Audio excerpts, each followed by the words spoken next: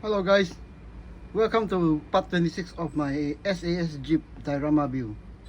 Then today we get on with the business of super detailing, and today we are focusing on Paddy Mayne.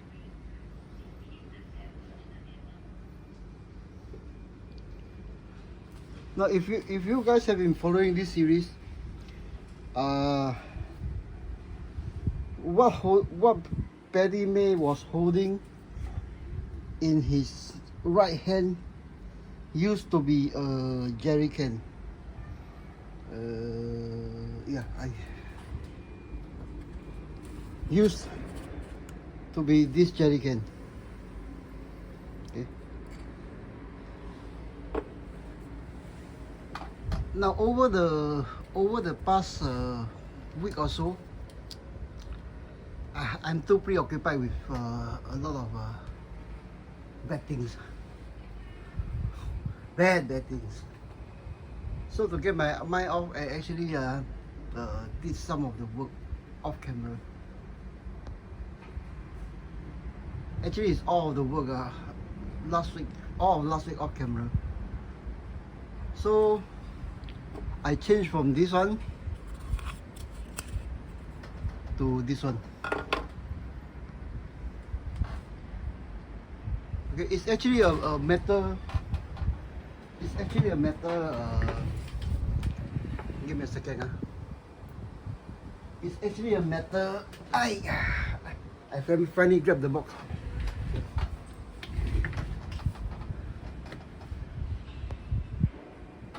Okay, this radio is actually off the box of this.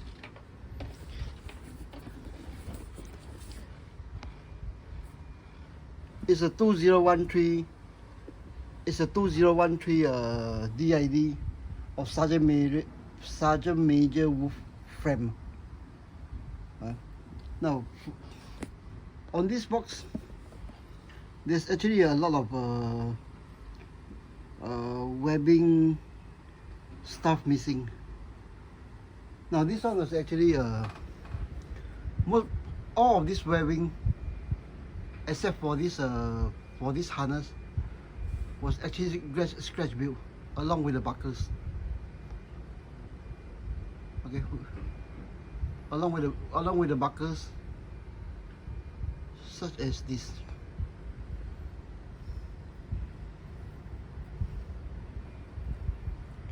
Okay, focus. Such as this buckle. I've trouble focusing today.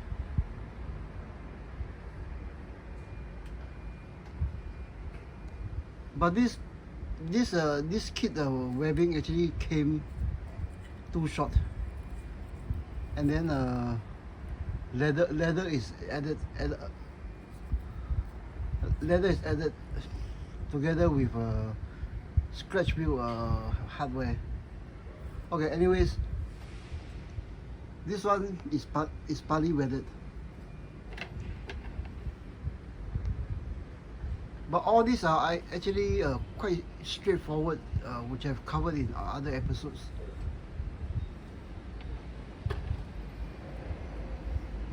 Okay, one reason why I changed from this one to this one is because right now it's in the phase of super detailing. Now for super detailing, one of the topic I always touch on is on whimsical stuff. Okay, things that flows in the air. Okay, flows in the breeze. Things like camouflage nets, flags. Okay, all these things, even down to the. Even all the way down to the side. Focus. Okay, even down to the side of a Lewis gun. This is actually a sewing needle. This is actually to get the impression of a huge jeep, Okay, a huge Jeep.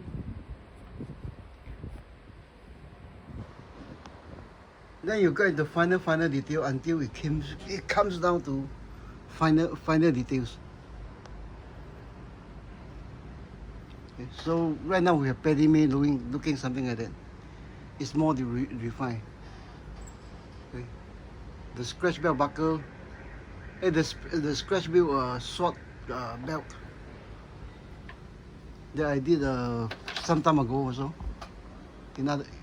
I can't remember if I posted this thing, but it's also a scratch belt belt to hold a modified sword. This is a Mongolian sword, but it's been changed to a Middle Eastern type by filing this thing, filing the tip of the scabbard. Okay, the other thing I did last week was actually a flare pistol. Flare pistol is actually integral to at least the commanding jeep of a raid. Now when they went to the airfield, the team of jeeps will go in straight. Then prior to the attack, they'll go into a V formation. The signal to commence firing the guns is made by a flare gun like that. It's made by a flare gun. Once the flare gun is fired, all jeeps went into the attack mode. So this thing is actually, I can't remember where I got it because this build took almost 3 years. Then almost 2 years is spent sitting on the shelf. So these things that I got previously, I have no idea. But this one is, for this one is actually for the keep on going out of focus. Okay, for this holster, it's actually a rubberized item. I think it's from 21st century BBI or Blue Box, an old item. The gun is all black, but to create some impact, actually I painted the handle brown. See if I can get this thing off. And somewhat very I can't get it off.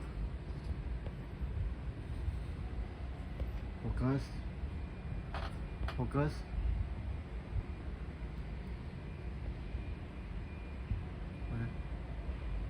This is a rubber holster. Now to create the illusion of being detailed, these two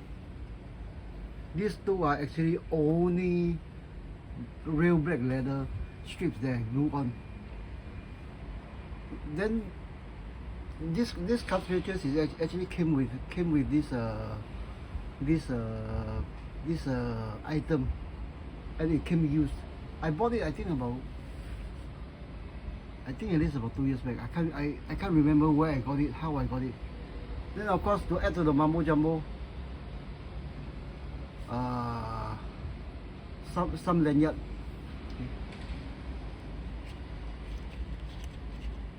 some lanyard to add to the busyness. And then of course moving to this part, buckle bags. They don't call it buckle bags then, but I tell you, buckle bag is not a US invention. Even before SAS uses Jeep, the long range desert group that came into force in 1940 uses them. But I don't think this long range desert group is the inventor of buckle bags, because armored cars were used in World War I in the desert. Okay, in the early 1900s, 1920, 1919, in the desert. So okay, this is what has been done so far.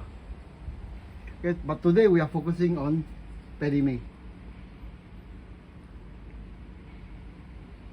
So we'll take two items of interest from this Paddy Mayne and start to super detail them again. First is of course the head, which I shall remove and show you what I showed you previously, the head joint. Okay, blue tack and something, because I run out of joints. Okay, the headsculpt. Second I want to take out is actually, I want to show you is actually the wrist. Okay, off with the headphone. This is actually a tune mic. Okay, which is jack on to the radio. Okay, so I'm going to show you the wrist joint. I should do this two hands, but I think I can do it with one. Bear with me, Let's hope the diorama won't topple over. Give me a few seconds. Okay, this is the wrist joint I'm using now. Okay, one reason I always harp on is building a diorama tough. Let me set you guys here. I move this thing here, and then we'll start on to this diorama detailing of this Paddy Mayne. Give me a few seconds.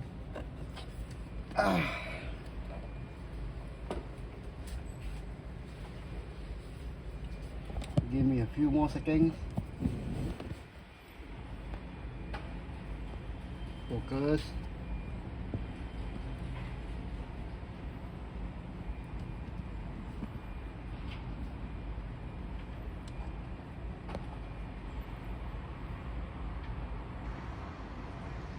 Give me a few more seconds, guys. Raw edited, okay. And then my light broke here. I have taken it off and interned a bicycle light, a bicycle tail light. Oh, the frequency is all wrong. Maybe I should turn on this one and off with this one. Yeah, we'll go off with this one.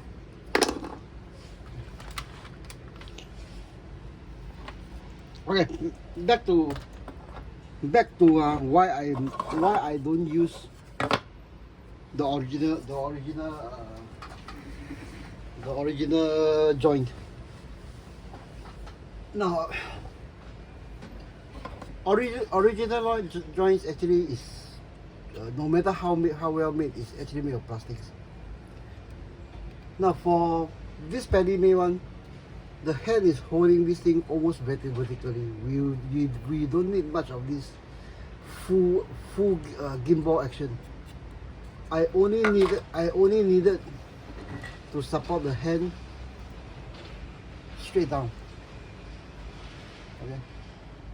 This thing on that one will hold and post the hand as good as a gimbal, because I don't need that much motion. Okay. So the way I do it is view here, view on the arm, then this part is actually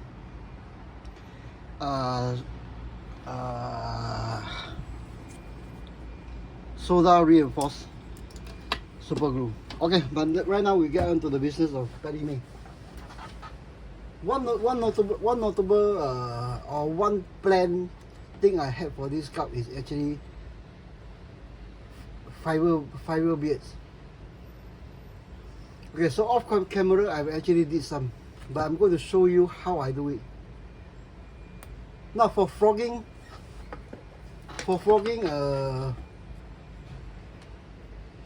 about 2 years ago, almost 2 years ago, or 2 years back.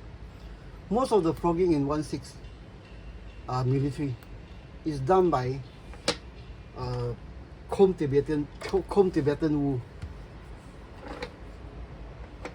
and then it's glued on by a green compound or something like that. Now I've tried a Tibetan wool, but I don't like it is because I find them too not suitable, okay? Because I know there are people who have a stock of them.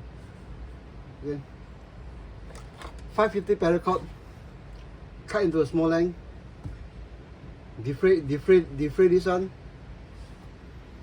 okay, throw it away, and then we defray them. Defraying 550 paracord is actually, if you do it in length of maybe about 4 inches or so, it's actually quite easy. Okay, after you decal the thing, go to one side, take a smooth I think smooth a pin will be good. Something smooth, then go to one side. Okay, after you have broken one side, it's actually quite easy to defray the. Now I've lost the thing. Where is it? Never. Take two. Okay, It flew off somewhere. I can't find it. Okay. Take a short length of roughly the length that you need. Okay.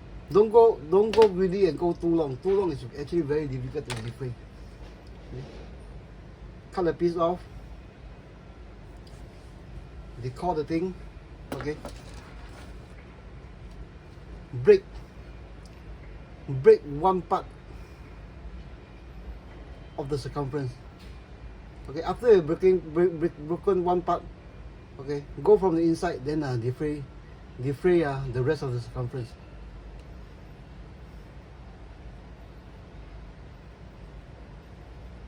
Do it from the inside. If you do it from the outside, you run into lots of trouble.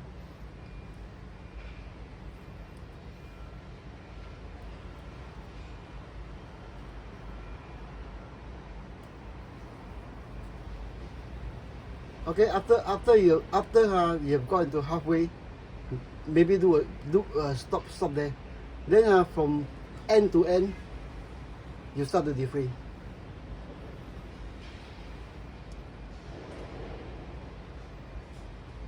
Okay.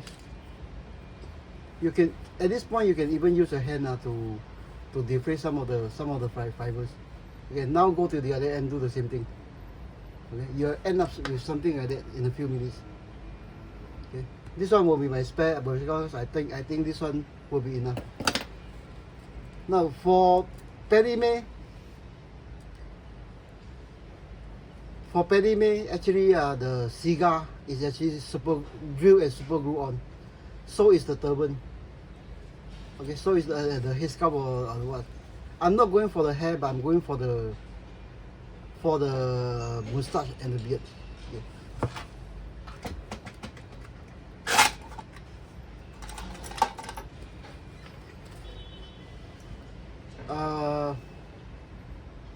Okay, I posted this thing about 2 years back, because at that point in time,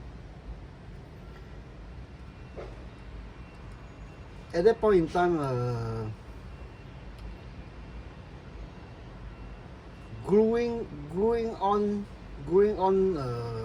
beards, hairs, the most common method is actually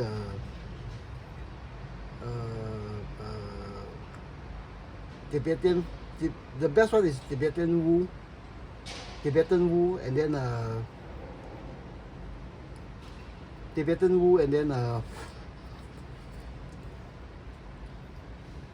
a medium, gluing medium such as PVA was used.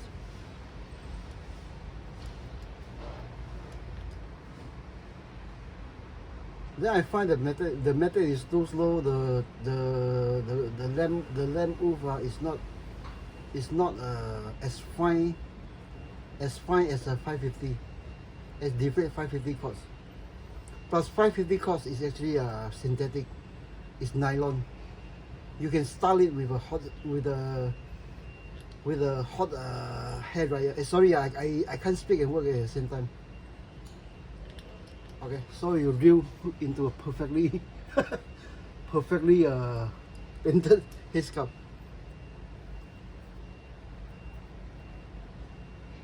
Okay, this is actually not the hole I'm using.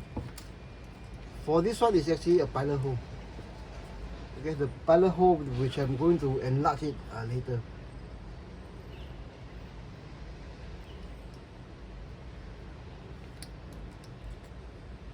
So carry on to the beard. Space them maybe about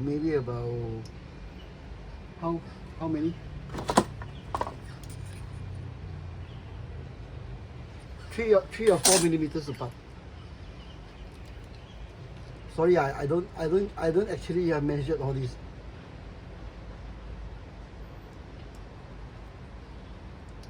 Three or four, and then 3 or 4 is actually from the start, but towards the end I'll spread out the distance a bit more.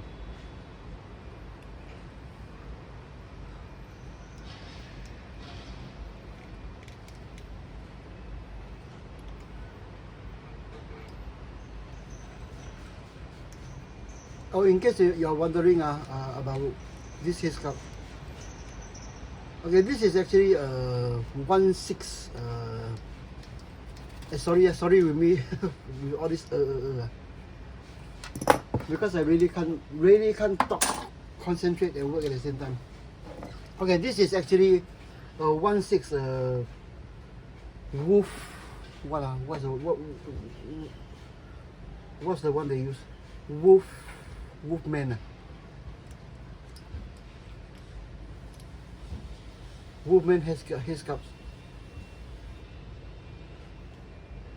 Okay, towards the bottom, I'm actually spreading out to at least 5 millimeter. Right now, I'm going about 6 or 7 millimeter.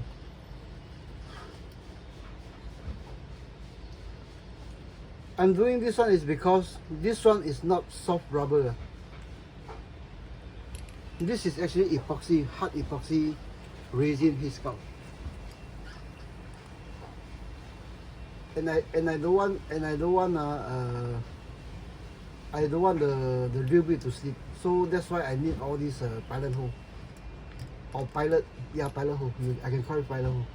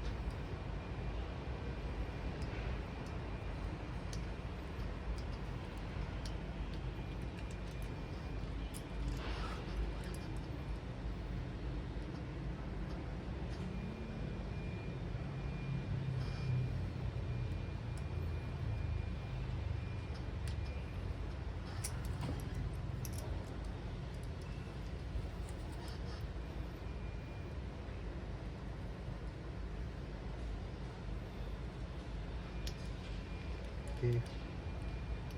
I think a few more holes, a few more holes, and we are there. We'll start drilling it with the power drill.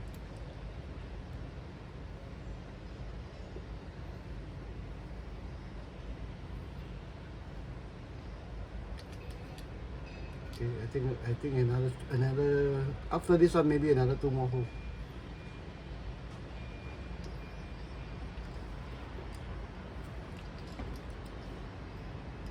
Actually, I was not going to do this because I thought I could get away with not doing this.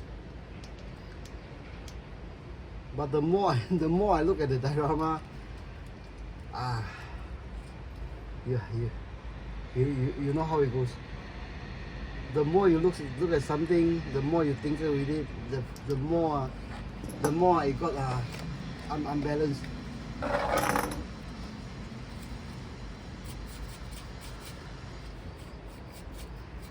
Okay, a perfectly headsculpt drill.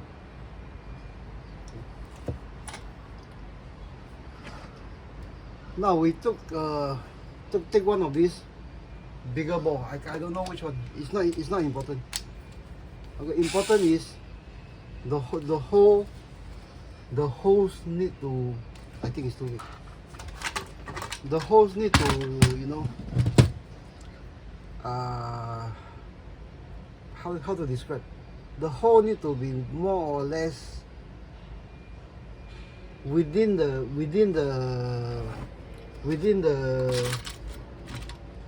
perimeter of the beard.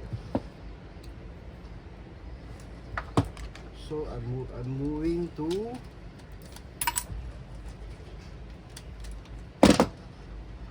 something smaller, and hopefully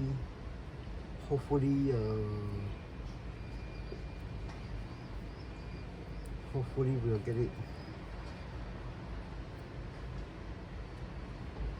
If not, I still have to enlarge the hole a bit more.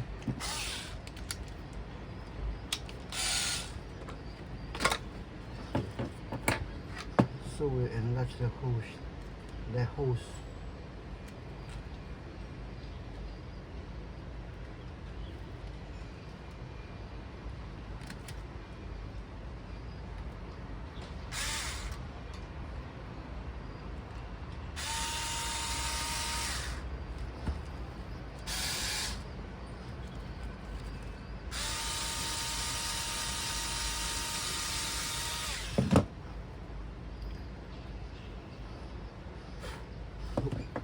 It's too slow because my view is coming off the hex. I need to tape it down.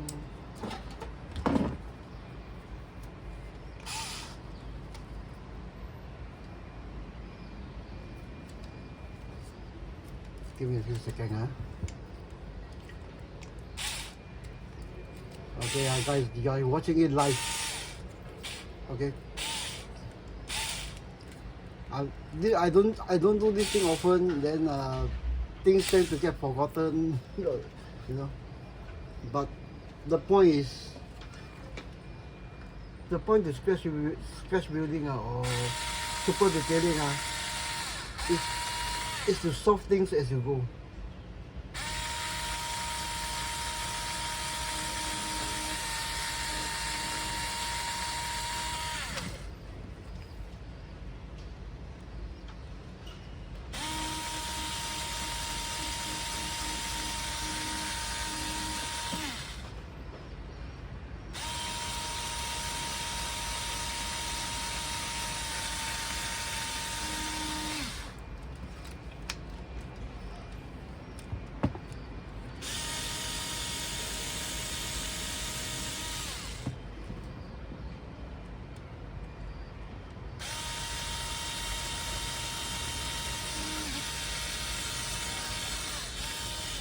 Now for the reason I'm doing this one is actually previously I've shown you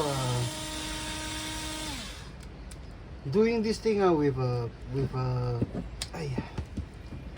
need more tape. Doing this thing with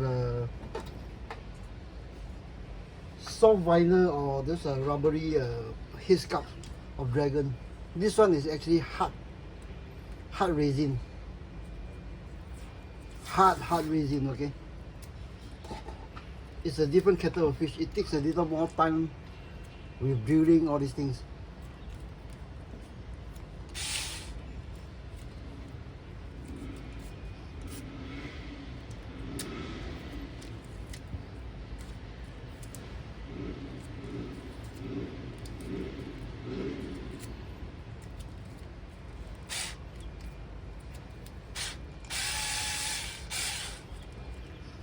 And of course, if it's rubber, it's easy to shove in.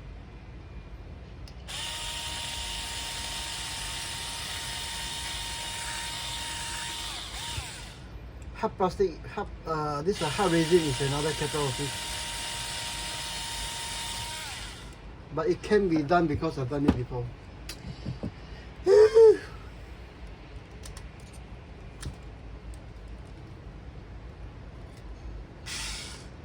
But I've never shown it on in video in Facebook or anywhere else. This is the first time. I showed it using doing it on a resin headsculpt.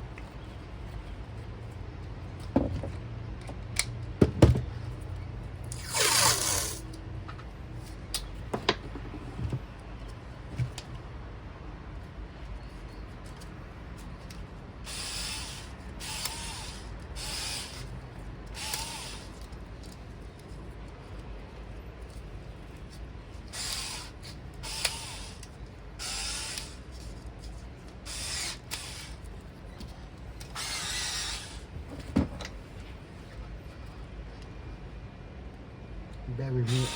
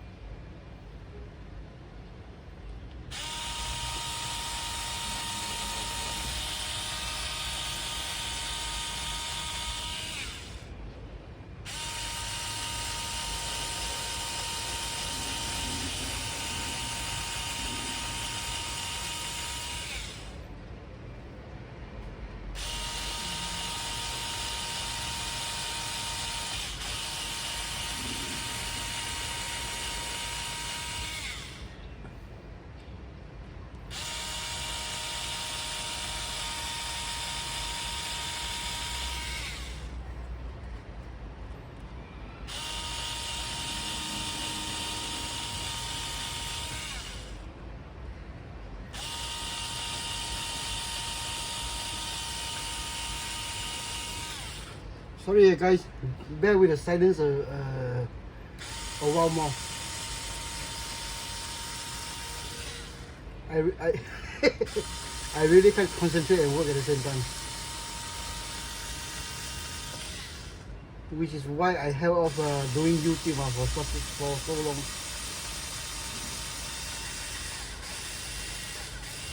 But that was basically mostly because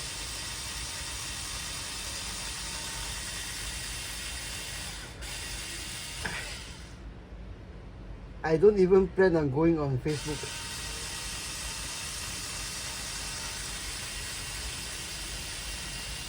I went on Facebook is because I wanted to use Facebook as storage for my pictures, for my videos.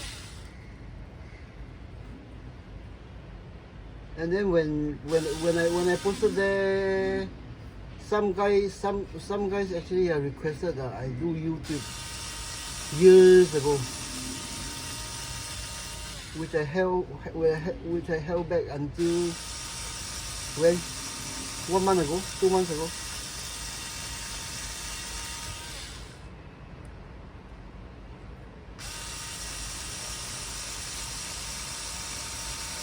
Okay, so with the hose and nuts, we move on to the next step.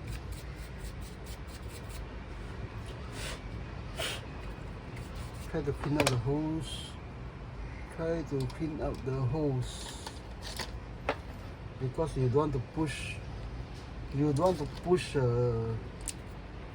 push anything back into the hole.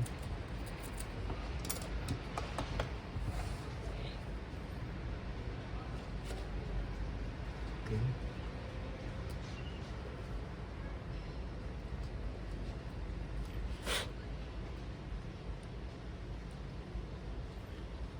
This one.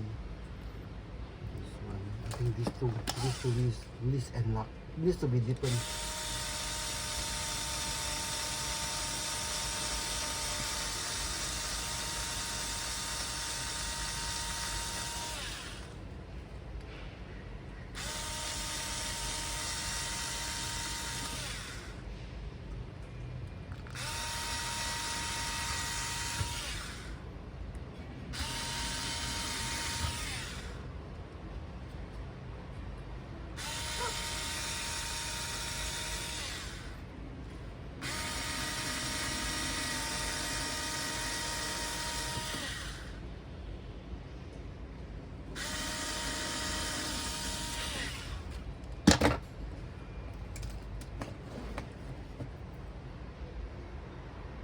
Okay, the next important step is actually cleaning out the hose. Now, cleaning out the hose is actually important is because after you frock, you will have little chance to clean up the hose.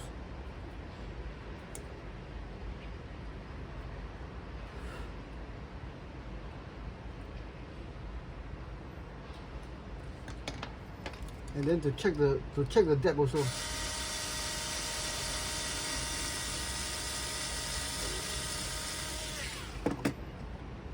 Now usually as I told you, this type of thing, if I'm off YouTube, it's actually quite relaxing because there's no need to talk.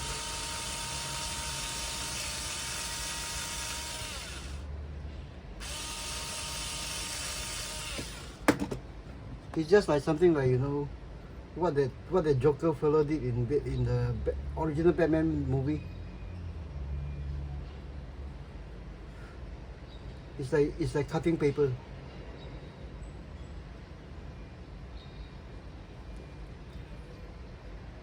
Okay, I think we are good.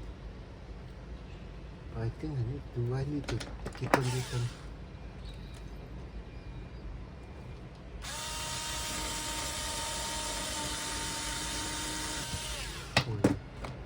Actually, I don't need because I clean out in a different angle. Okay, I think we'll call it good. Now this drilling part, try to get it done as an extra step, because once it's frogged with covered with all the fibers, if you find you need an extra hole or what, when you drill it, the fiber may get tangled inside and then destroy all the work you do.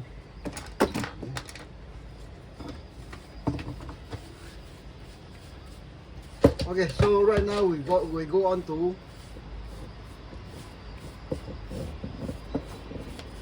frogging the thing. Now for frogging, actually there are tools available right now, but what I'm using is actually one of these.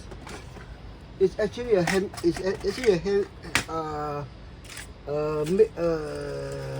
I do this by breaking off this part of a needle. Try to keep one long, one short. Okay. It's actually a sewing needle for leather works. It's not one of those bigger ones. Then opposed to sewing, you use it for clothes sewing. So right now we move on to this. Now for frogging,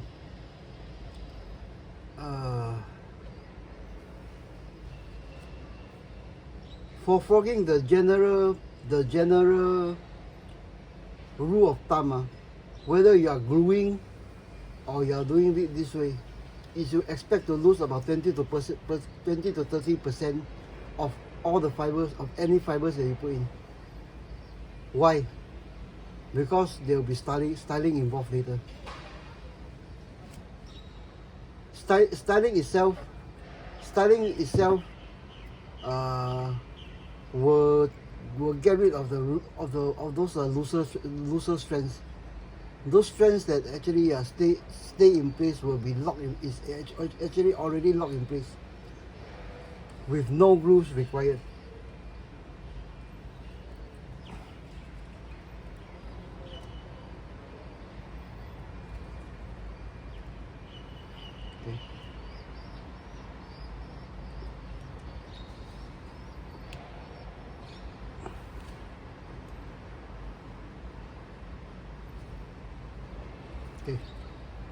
the first one that goes in. Okay, an example of losing that 20% is actually right now. The strand that I use, a simple comb, already loses some. Okay, then the other rule is actually try to have it longer than you think you need.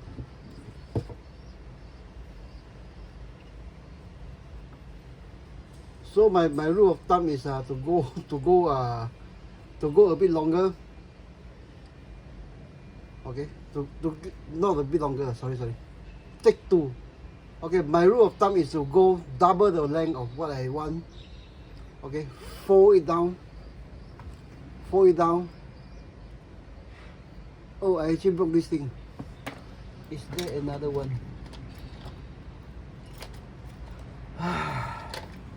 Is there another one? I remember I made two or three of these, and this thing actually tipped over. Okay, so the rule of thumb is actually double, fold it down, put it into one of these, then just shove it in.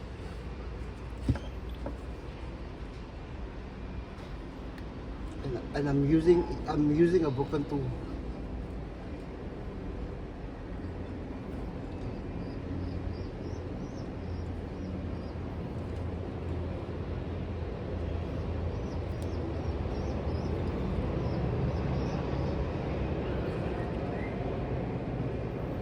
Like what I'm telling you guys, raw unedited. You see what is done. What is the problem? What is the issue I'm facing? Can a broken tool be still used? Okay, this part. Okay, this part used to have a long one and a short one, but it's broken off. But there is still a small V here.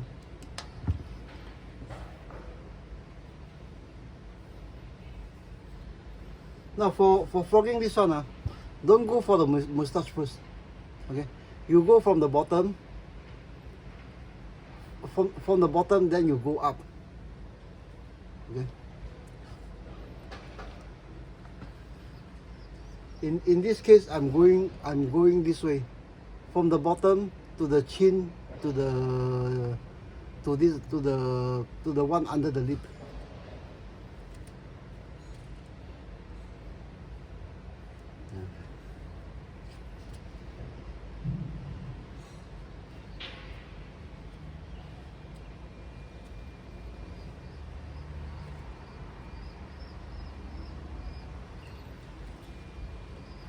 No, for YouTube, I don't know about you guys. I don't know about you guys, but when I saw YouTube and saw those edited, you know those silky smooth 100% accurate postings, I don't usually spend time looking at those, other than to see the finished product.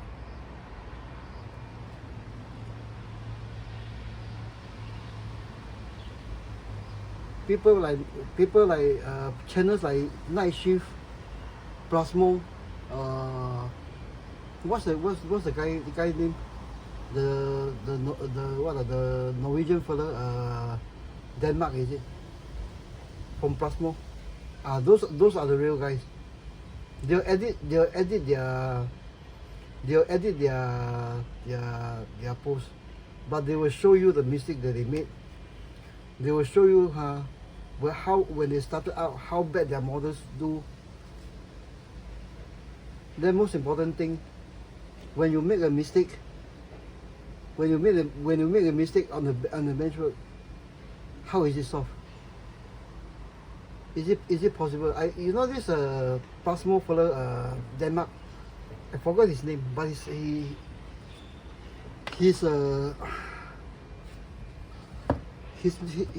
YouTube channel name is he posts his real name is Denmark.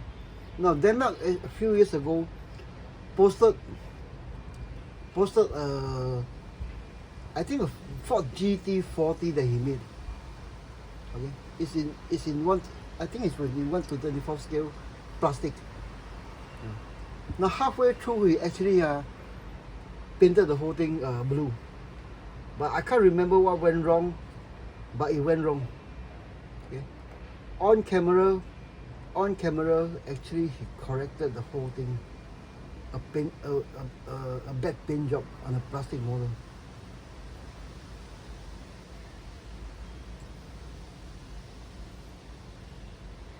But for me, I've yet to learn how to edit.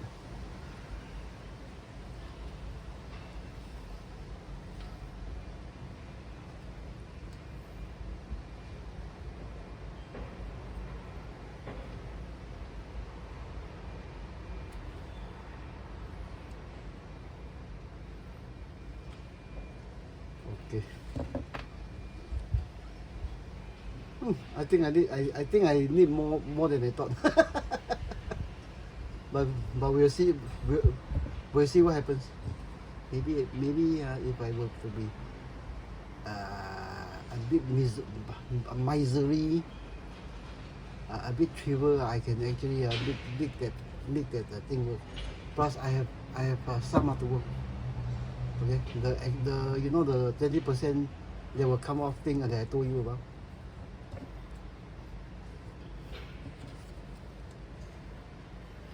Okay, this part I have to be careful with the cigar, which is actually no big deal.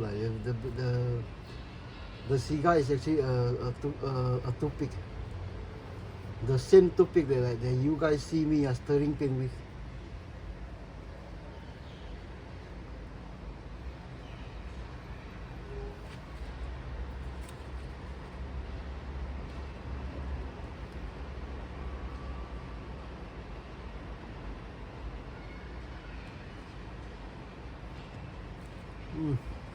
I actually shoved into I did not shove it into the hole.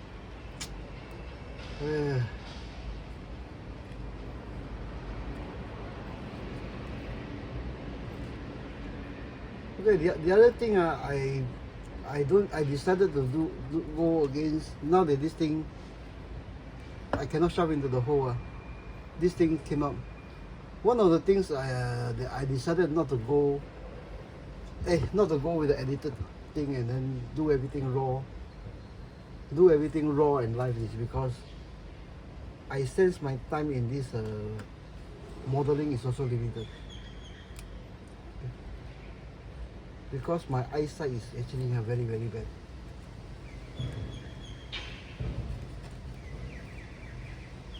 Already headsculpt like that, I can't see the eyeballs. I don't paint eyeballs.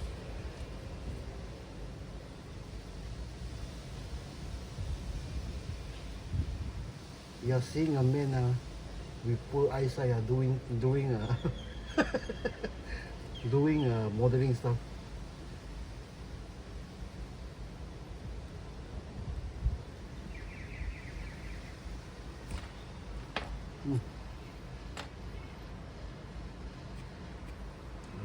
Okay. See that extra the 20-30% that came off is still coming off. But we have something like that. We have something like that.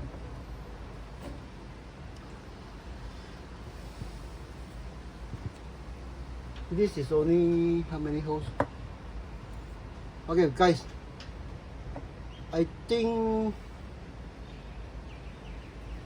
no, I don't care. We'll finish this thing. We'll I think I'll cut off this video on the 1 hour mark, or if I break this one, if I really break this one.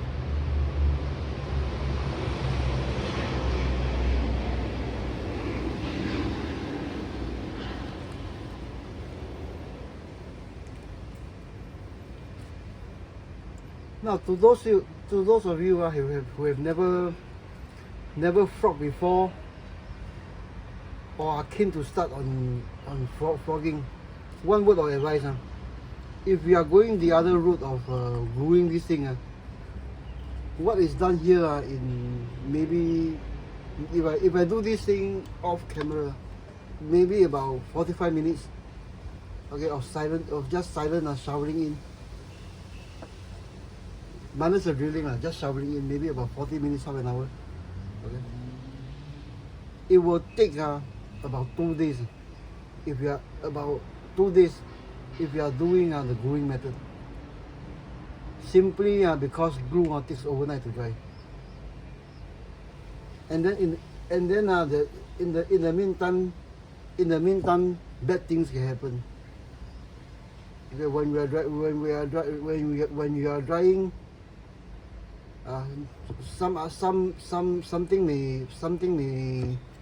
something may touch on the glue. Something may touch on the glue, then cause all the bead to be fused together. Blah blah blah, all those things, those funny things that actually happened to me. Once when it was drying, actually my cat actually ran over the whole thing. The whole headsculpt was destroyed.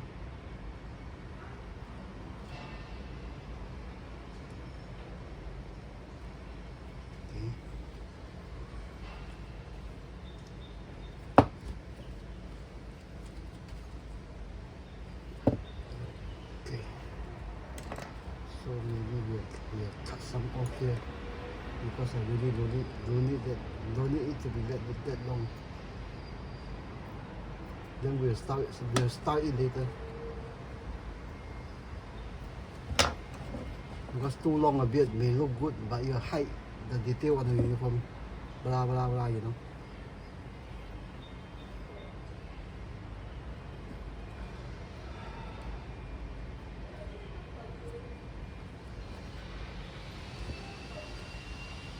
Okay, for the shorter one, don't half it, but at least get a bit.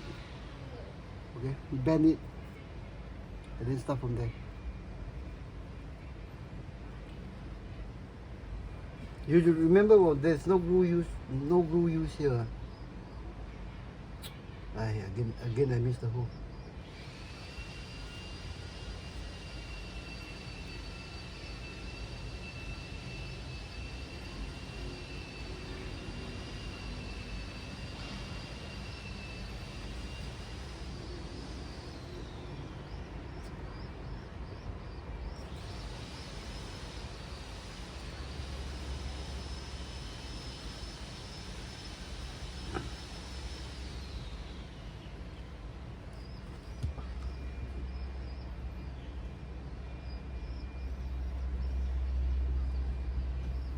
Okay, just take a pinch, then comb it out with your fingers.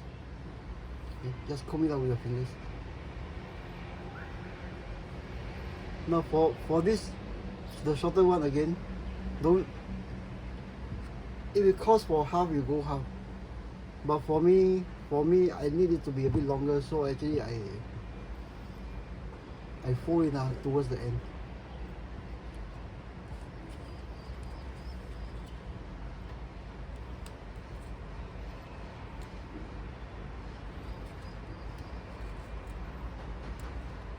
Oh, I finally broke the cigar.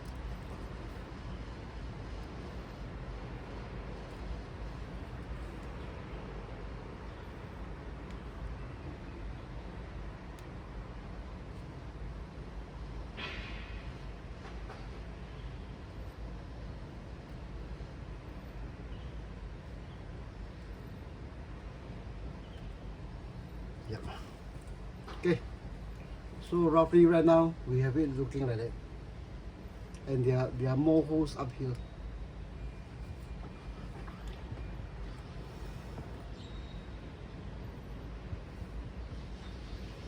And I do have a wet of spare.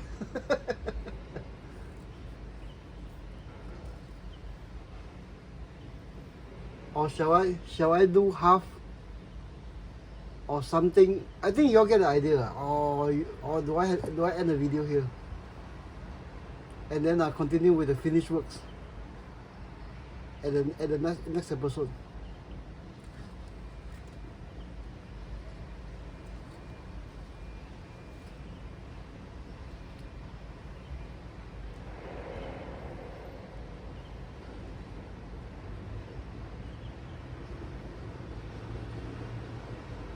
No, when I was actually when I posted on Facebook during those those chat session,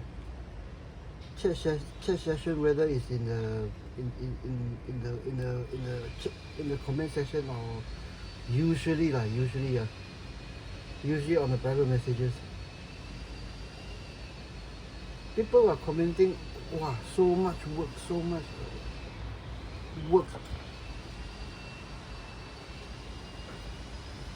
but for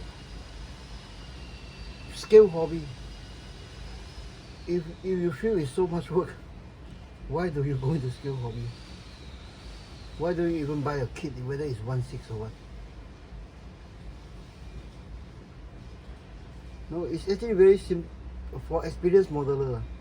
It's actually very easy to build 5-6 kit standard figures a day. No joke. I've done that before. 5-6 basic figure, no detailing. Then over time you end up with a few hundreds, maybe a thousand plus figures. Then what for? To take up shelf space. You don't actually get to enjoy the essence of scale modeling, which is actually whiling away your time.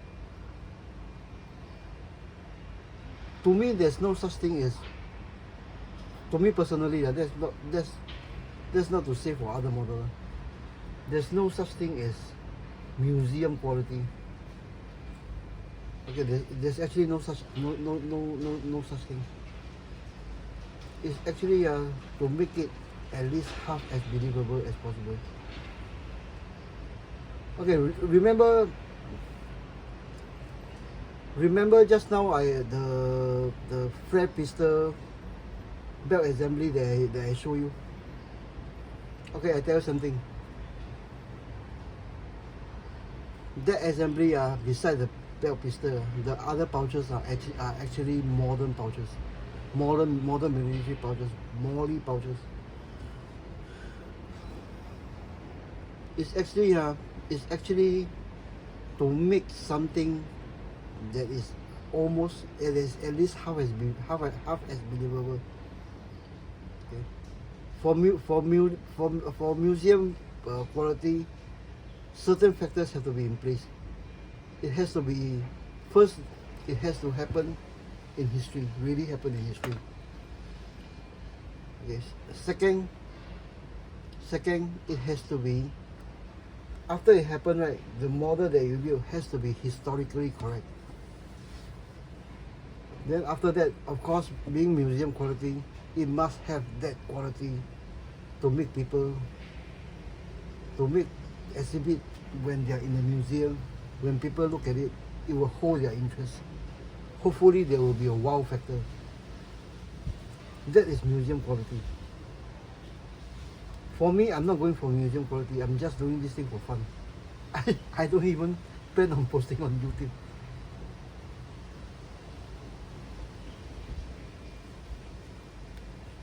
I don't really seriously, I don't even plan on doing YouTube.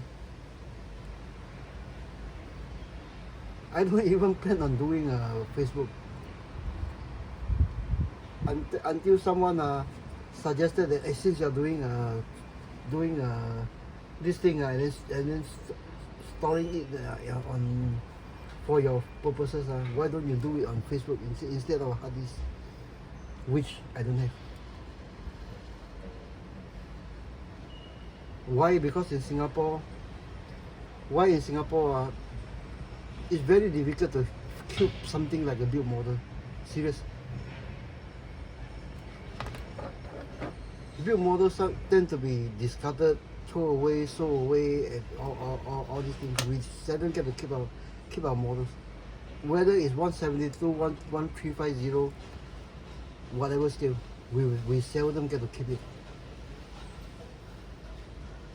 Quite simply, there's no space. Plus, in the Singaporeans, local born Singaporean, I'm not talking about those new Singapore ones. In a typical Singaporean's lifetime, he or she tends to move house at least 3 or 4 times per lifetime. Each house moving will entail mostly some things that will be discarded, thrown away. Even important things like heirloom furnitures, you know, old kitchen utensils, or all these things. Sometimes perfectly good ones.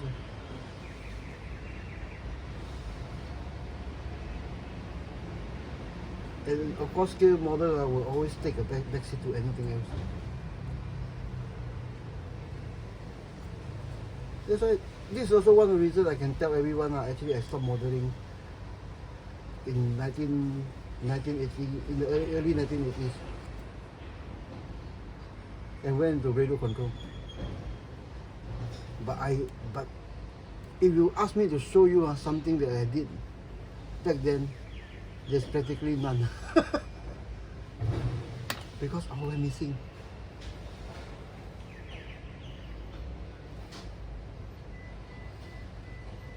Even some of those that I actually some hobby shop owners are actually kind enough to have them on display. I also don't know what happened to them.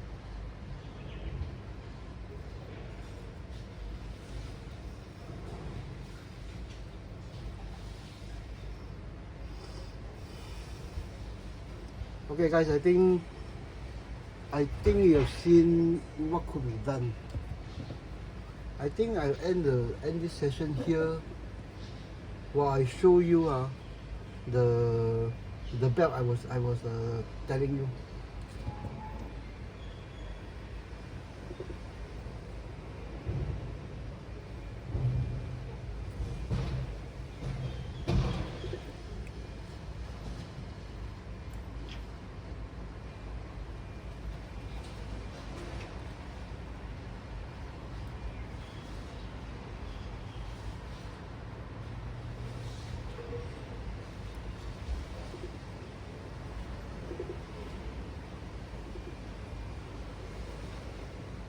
Now remember guys, today what I'm showing you is very different from what I show you in my earlier episode. This is the first one that is resin, hard resin headsculpt. It's not those soft vinyl or soft rubber type of headsculpt that is quite easy to do this one. But actually it shows that even those hard resin can be done this way.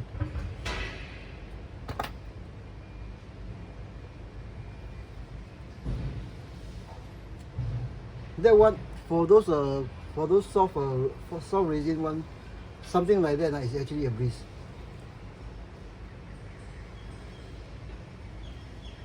But remember what I told you guys. Okay. I coming with okay again. Okay, like what I told you guys. When you are doing painting or something like that, try it on an old, useless, obsolete headsculpt. Okay. If you practice enough, and then you'll quite often end up with, in this case, an old headsculpt, an old dragon headsculpt that you think is obsolete. You'll turn out as good as anything available on the market. Okay. Now for this one, before frocking, the paintwork is already quite good. Okay, the detailing I done on the face, on everything is actually quite good. to put something like hair on this thing will make this thing pop. Then actually it was something that actually I planned out when I actually started to build on that Jeep. I wanted to frock all three. Okay, but ended up deciding to frock all two. Oh no, not all two. Two of the three. Quite simply because David Sterling does not have beard.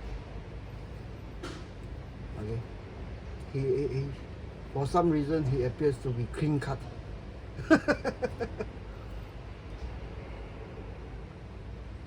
So there's no no frogging for David Sterling. Okay, something like that. Okay, this one I finish off camera because I'm also running out of fibers. Okay, I will okay for this one I tell you something on this method in this episode I'll end it here. Okay, then I'll finish frogging, then I'll stop. At the next episode I will tell you how to style this thing.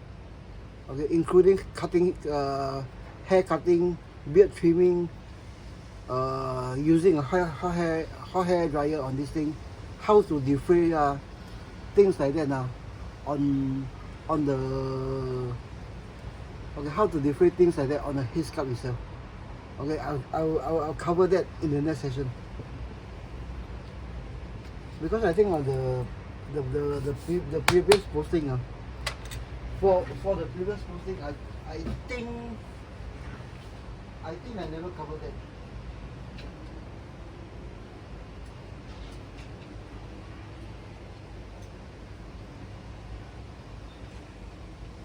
Give me a few seconds. I'm taking off the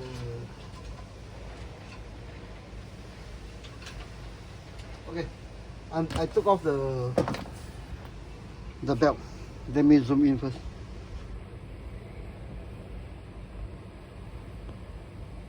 Okay, I'll do it here.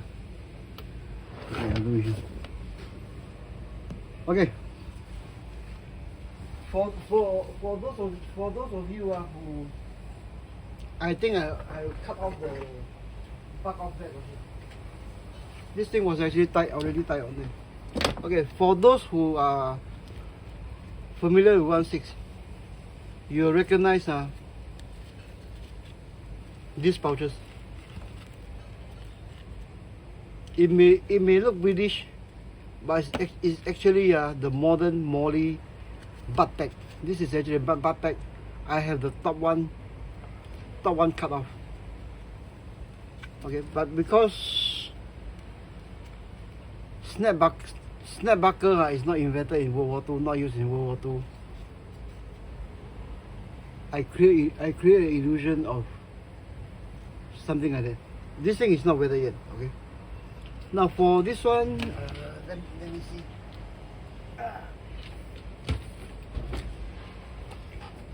I can't show you this one is because I think this is the last of the last backpack butt pack I have.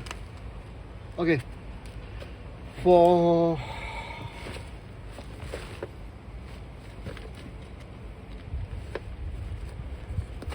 let's see whether I can find the top cover.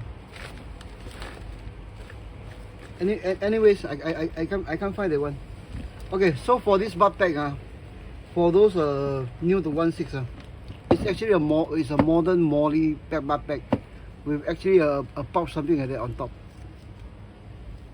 Okay, I cut this thing off. This thing has been used before. It's actually weathered. So it's actually painted but not weathered. So I cut off the top one and make it basically look British by taking off one of the snap buckle, one side of the snap buckle, shove the webbing through the top part, and it looked British. This is one reason why it's not museum quality. Okay, the second one is actually one of these. Okay, it's actually one of these. Okay, for this one I actually snap off the whole buckle. Then to my surprise, underneath it actually went through. The webbing actually went through. So after taking off the buckle, I just thread this one through this thing. Okay, and ended up with something like that. Okay, for this one, it's actually the same set. I had it painted but not weathered yet. Okay, to do this thing, it's actually a simply taking. Give me a second, Where did I? Okay. It's actually taking a piece of solder. This one I showed you in the last episode. This technique. Okay, cut the length off. I use the smaller diameter one. Okay, cut the length off. Then use a smooth jaw plier. Crimp it, make it flat.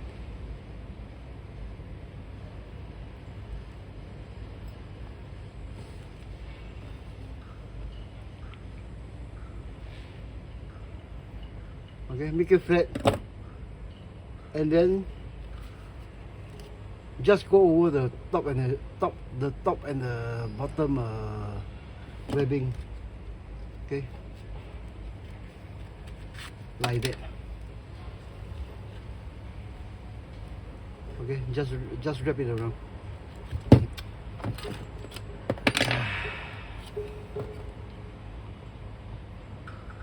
Okay, just wrap it around.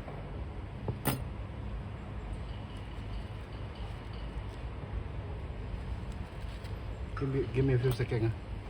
My eyes is really that bad.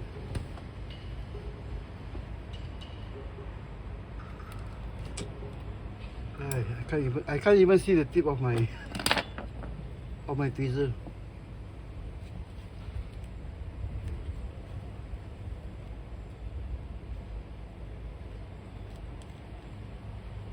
Okay, fold it in, and then you have something like that. Okay, it's just that on this one, I actually took off the buckle. But this is basically how you create an illusion of something half believable. Okay, for the belt itself, actually I do have a belt. I do have a belt here somewhere. From this Ujin I do have a belt somewhere. It comes with beautiful buckles. But for the belt itself, this part is actually the same thing that I use for this one. Okay, the webbing is actually, give me a second. This thing I ordered 4mm. They said they don't have. They said the smallest they have is 6, but they sent me 8, and in this stupid color. So for this one, I thought of saving that one. Okay, using some of this one to get rid of that for something that will be mostly hidden.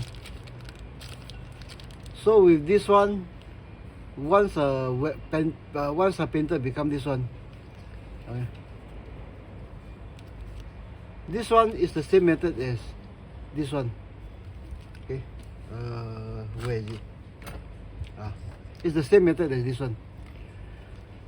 Okay, I think what the heck? I think I show you the buckle part. Okay, I use the thicker one. Okay, the buckle is something like that. Okay, cut off more than you think you need. Okay. Try to get something that is the width of the belt itself. This one is bigger. This one is actually smaller. Okay. get something almost the same width. With this thing, you just wrap it. Okay, just wrap it one round, two round, loosely. Okay, if you are going to go crazy, maybe go for a smaller diameter, cream the thing, you end up something like that. Okay,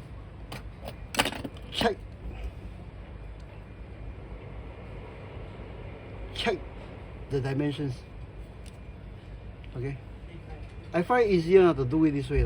Okay, okay, then cut off the excess. Okay, cut off the excess, go inside. Okay, okay, the easier way I find it's easier to do is do it this way. Take off more than you need, fold it over. Okay, then fold it over, obviously this thing will be 90 degrees, right? Okay, just, you know, spread it like that. Okay, then maybe perhaps clean it up, you know, clean it up a bit. After all it's solder.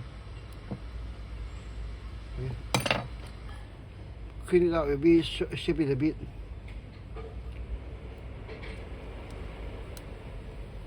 To have that thing lying, you know.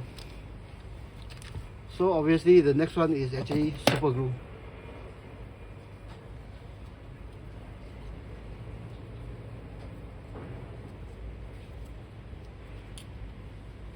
Okay, super glue the thing.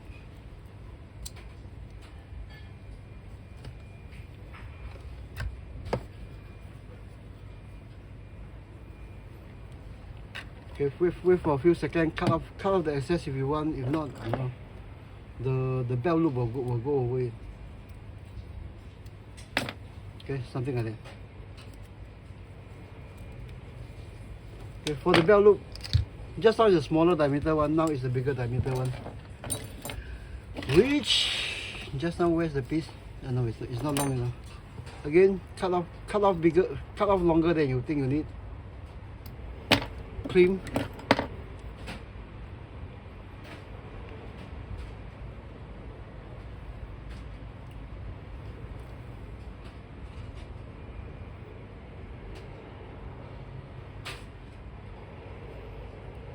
Okay,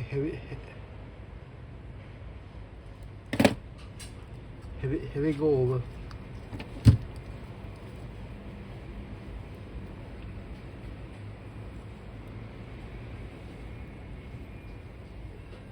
Again, trim, cut.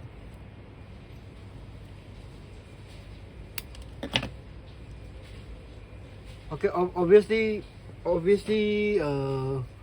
like what I told you, like what I mentioned before, I'm sure some of you guys can do it. This thing are neater than I. Okay, but basically what you have is actually a buckle. So let's test out the buckle. Okay, cut. This is actually cheap China thing. Cut off more than you think you need. The ends. Okay, let's test out the belt. Okay, so you loop this thing over.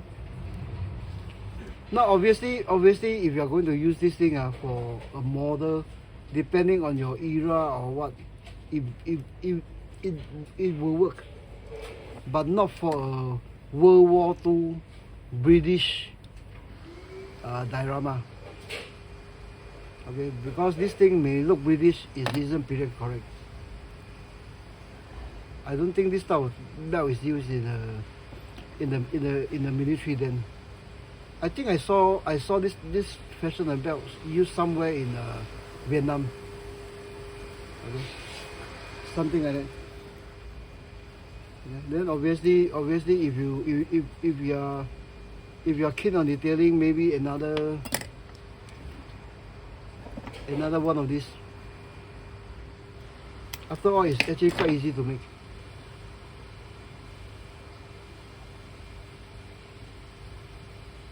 But remember, it's a smooth jaw pair of pliers. And obviously, you can do a neater job than I.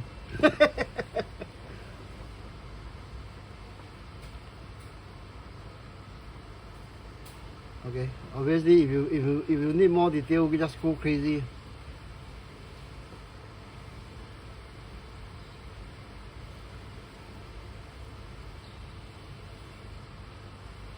Okay, again, trim off.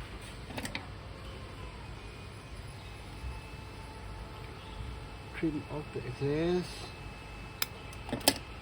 Okay, this thing is over cream, but because it's solder is soft, just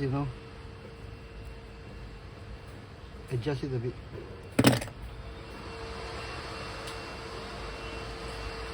等一下，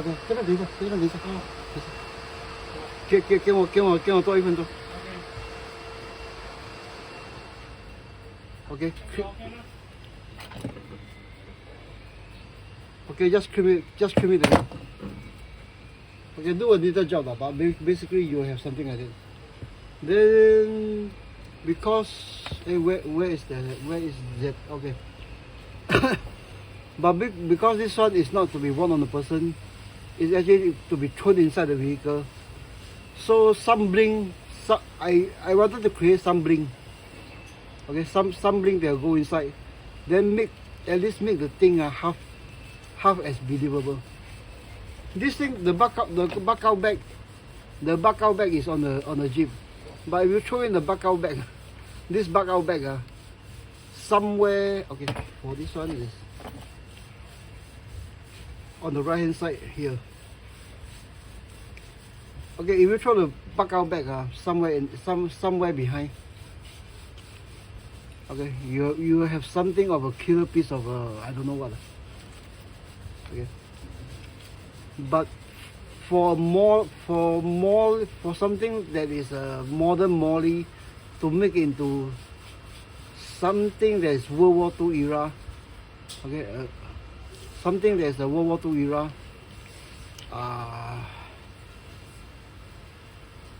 okay. And this is before weathering. It's painted but it's not weathering. Okay. This thing used to be able to open.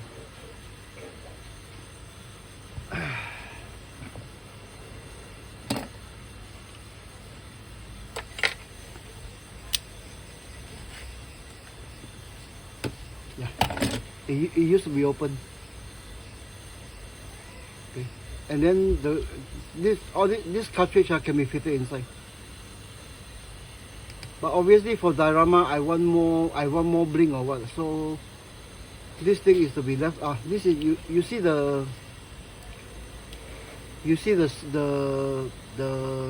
21st century type of G.I. Joe type of rubber weathered. Again, the only thing I added now is two leather straps here only. Okay. Just simply glue on. Two leather straps.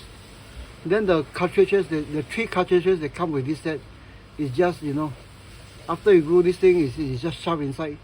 Then with a piece of lanyard from a string, it will look something like that. Okay, guys, we'll end part 21 here. Okay, I think I haven't looked at the time, but I think it's getting way too long. Okay, guys, see you in the next episode.